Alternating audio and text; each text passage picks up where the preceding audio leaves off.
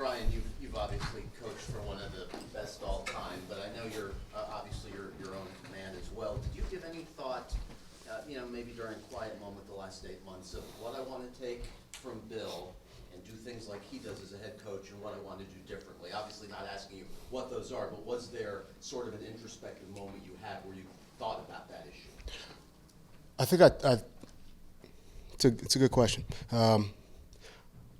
During this process, I try to take a little bit from anyone from a leadership position that I could. So that was Bill, that was my high school coach, that was my college coaches, my parents, anyone who's had a leadership, who I viewed as a leader. Pastor A.R. Bernard at the Christian Cultural Center in Brooklyn, New York. Shout out to him. But anyone from in a leadership position, I try to, take little bits and pieces from each one of them, and they're all different. And I'm different. I'm not any of those guys. I'm myself, and again, I take a little bit from each one of those individuals. But at the same time, it's important for I think leadership. A big thing about leadership is being authentic. So if you try to be someone else, then it's not real leadership, in my opinion. I mean, it's hard for who's going to follow a guy who's trying to be somebody else. And I think that's part of leadership, is trying to help individuals find themselves and try to become the best version of themselves. So I think in order to do that, you have to be a genuine, sincere, and authentic. So yeah, I've tried to take a lot from a lot of people, a lot of different leaders that I've come across, but at the end of the day, I've got to be me. Ryan, we've seen a lot of the offensive and defensive linemen wearing knee braces out there. Is that your idea, and if so, what's the thinking behind it? Well, I think nothing's more important than the health of the team. I think knee braces obviously protect the players from the lower extremity injuries, and that's really what that's about. I realize players would rather not wear them. I've worn them before. They're not they're for protection. Just like shoulder pads and a helmet are for protection. If I told them to go out there and play without a helmet, they may not. I think they'd fight me on that. So I'll fight them on the knee braces, and I think it's for their protection. It's for their safety, and for the health of the team. And I think it's hard for them, and it may be a little bit not awkward, but restrictive in some cases. Whether or not we'll wear them in the game is yet to be determined. But at the end of the day, it's about their safety. It's about player safety. That's extremely important to me.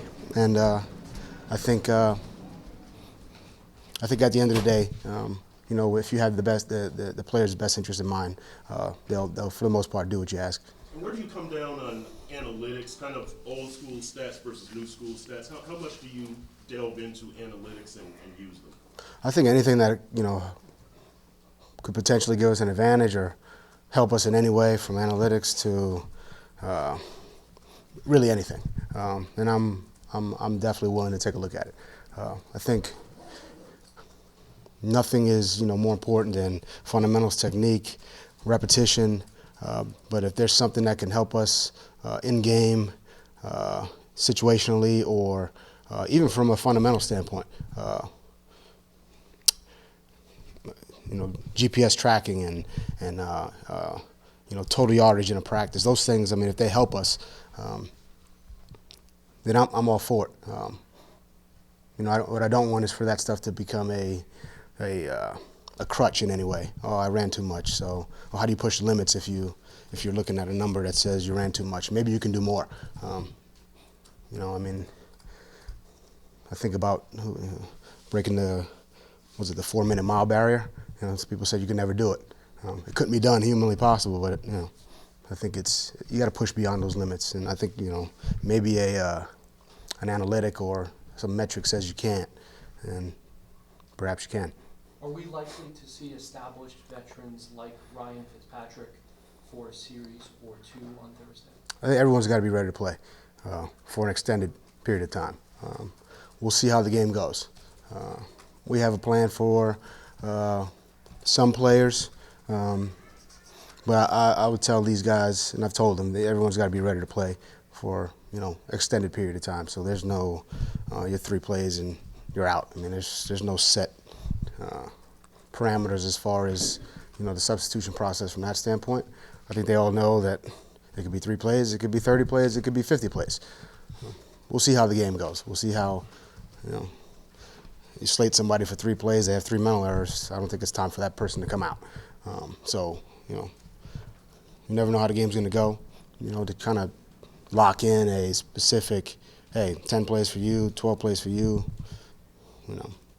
I don't think that's realistic. I mean, it's a good thought process, and we've got a plan from that standpoint as far as who we want to play a certain number of snaps. But we'll see how those snaps go. If they go well, then maybe we keep them going, keep the momentum going. If they don't, then maybe we want to just take them out. Maybe they're slated for 15 snaps, and the 3 looks so bad that I don't want to see it anymore. That happens too. So it's case by case. We have an initial plan. For the most part, I hope we stick to that. But things happen, things change in this game, so we got to be ready. Much of Kiko Alonso during practice. A lot of it is injury related, but then he's also not in that. I guess I don't even know what you call that nickel package. What is your vision for Kiko in this defense? Well, Kiko's he's been a very productive player. He's made a lot of plays in this league.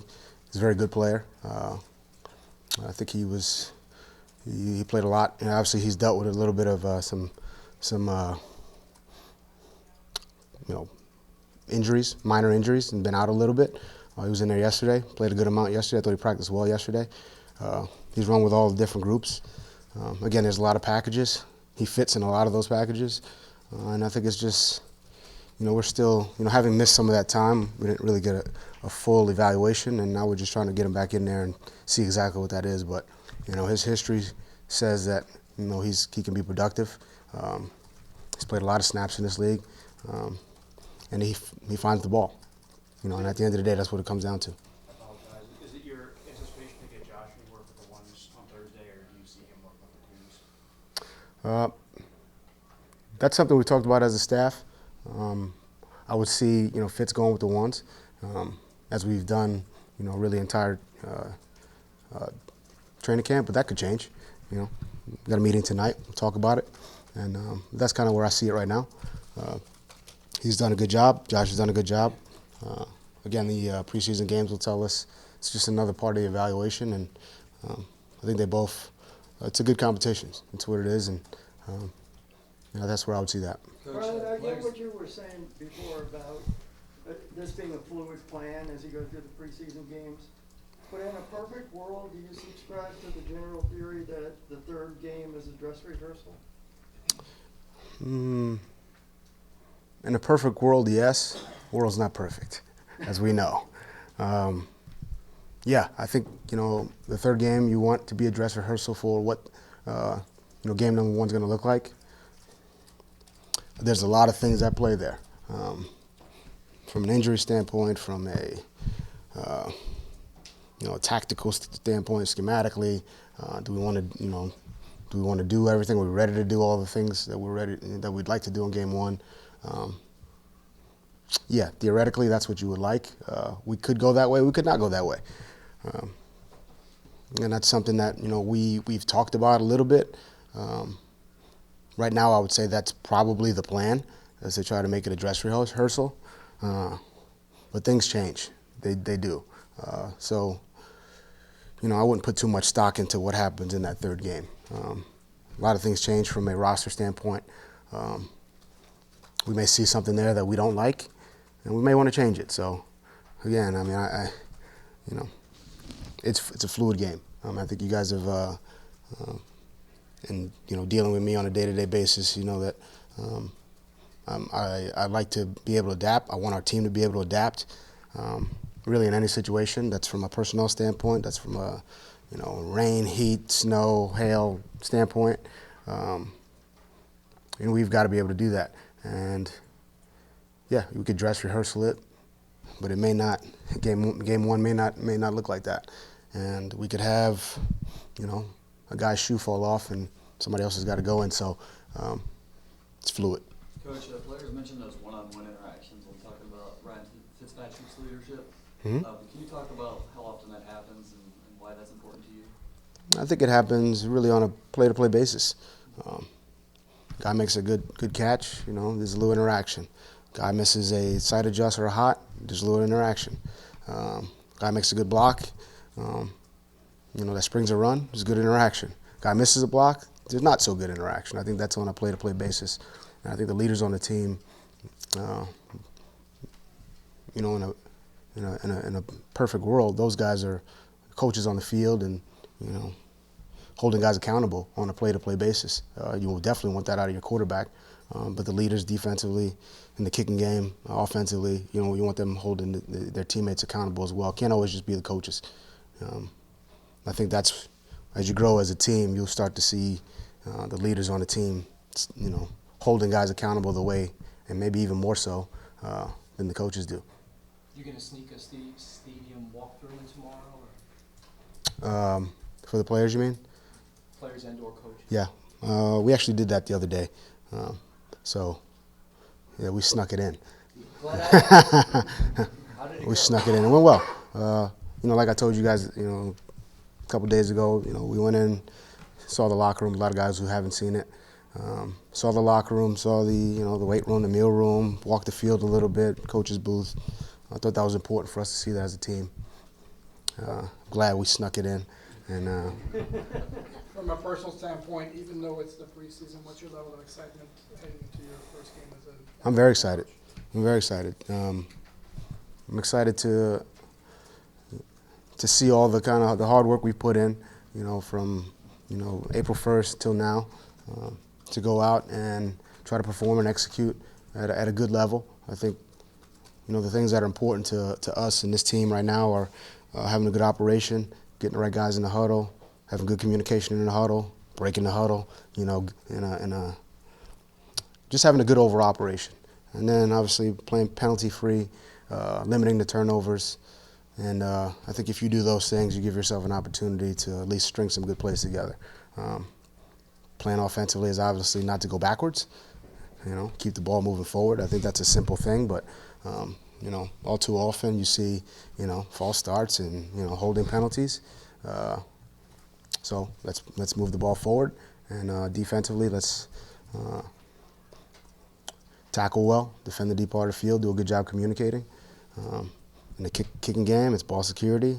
It's good fundamentals technique when you're blocking, and it's tackling and doing a good job down the field and coverage on the coverage unit. So again, that's kind of whatever happens after that happens, and guys make good play. I think the good plays will happen once we start the playoff from an operational standpoint. From that standpoint. If I may, Couple more, guys. If I may follow up quickly, have you allowed yourself to reflect maybe a little bit on your coaching journey now that you're coaching your first game as an NFL coach? I think every once in a while there's a little bit of reflection from where I was 15 years ago to where I am now, and it's nice to reflect that way. I'm excited to be here. I'm very fortunate to be here. I love South Florida, the people here. This team is filled with guys who are motivated and talented and hardworking, and it's a joy to work with them. It's a joy to work with Chris and Brandon and our ownership, Steve Ross. I think we've got is a great group of people. So from that respect, yeah, I've had some reflection, but as we move forward, I'm motivated to try to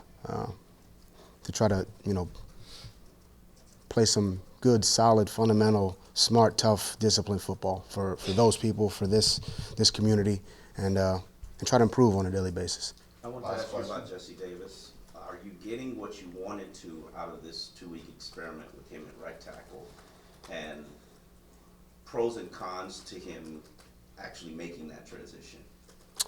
Yeah, we wanted to see some versatility really across the offensive line. Jesse specifically, wanted to see him play some right tackle. He's played guard, obviously.